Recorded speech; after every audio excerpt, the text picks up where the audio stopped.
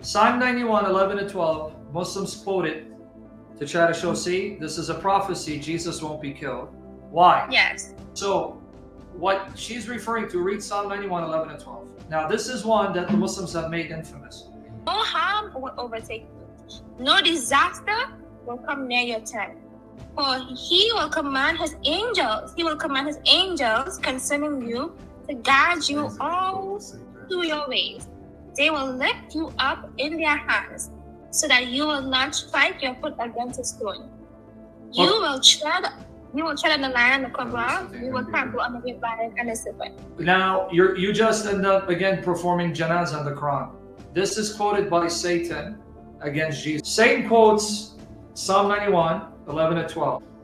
Jesus answered, it is written, man shall not live by bread alone, but by every word that comes from the mouth of God. Then the devil took him to the holy city and set him on a pinnacle of the temple and said to him, if you are the Son of God, throw yourself down, for it is written. And Satan now quotes Psalm 91, 11 to 12.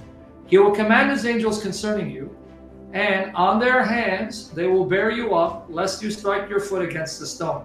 So she goes, see, this psalm is about Jesus, and the psalm says that Jesus will be delivered and saved, so he's not going to die. That's what she said. Okay, this is her misreading of the passage.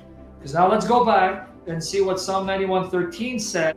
You will tread on the lion and the adder, that's the serpent, the young lion and the serpent you will trample under foot.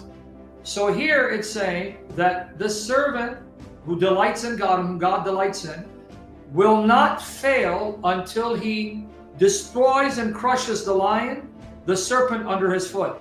Now, according to the New Testament, the serpent, the lion, is Satan. 1 Peter 5:8 and Revelation 12:9. And so what it's saying is, this one will not fail until he tramples and crushes the lion serpent under his foot.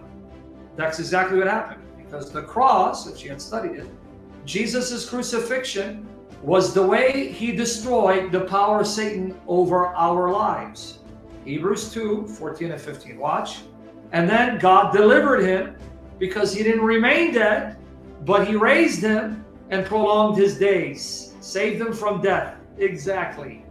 Because when he died, he brought him out from death. Exactly. Hebrews 2, 14 and 15. Since therefore, watch, how does Jesus destroy the lion, the serpent? Watch. Since therefore the children share in flesh and blood, he himself likewise partook of the same things, that through death he might destroy the one who has the power of death, that is the devil. So how does he destroy Satan?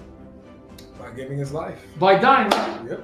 So by dying, he took Satan's sting. Because what's the sting of Satan? Death. Sin, which causes death. He causes you to sin, you die. But Jesus didn't sin, but he died anyway because of our sins. And then by dying, he then swallowed up and destroyed death by his resurrection, leaving the devil powerless. So he might destroy the one who has power over death, that is the devil. And how did he destroy him? Through his own death, and deliver all those who through fear of death were subject to lifelong slavery. So he didn't fail until he crushed the lion serpent under his foot. But then it says in 14:16 of Psalm 91, we're going to read it. Because he holds fast to me in love, I will deliver him. How did he deliver him? I will protect him because he knows my name. When he calls to me, I will answer him. I will be with him in trouble. I will rescue him and honor him. With long life, I will satisfy him and show my salvation. Now, how did he do it? Matthew 27, 45, 46. Now from the 6th hour, there was darkness over all the land until the 9th hour. And about the 9th hour, Jesus cried out with a loud voice, saying, Eli, Eli, lema sabachthani. That is, my God, Take it easy. why have you forsaken me? Okay, now, why was the darkness removed? Because when Jesus cried, Psalm 22, did you get that? He just quoted Psalm 22. Psalm 22 is the psalm he mentioned. They have pierced my hands and feet. So from the cross, Jesus cites Psalm 22 saying, Psalm 22 is now fulfilled in me, because Psalm 22 says, when the servant cries out these words, it's the words of, it's time for my deliverance, deliver me. and then God rushes to deliver him. He removes the darkness. Jesus gives up the spirit, and then 3 days later, his spirit returns to his body, and he's delivered out from death. That's why now you go to Luke 23.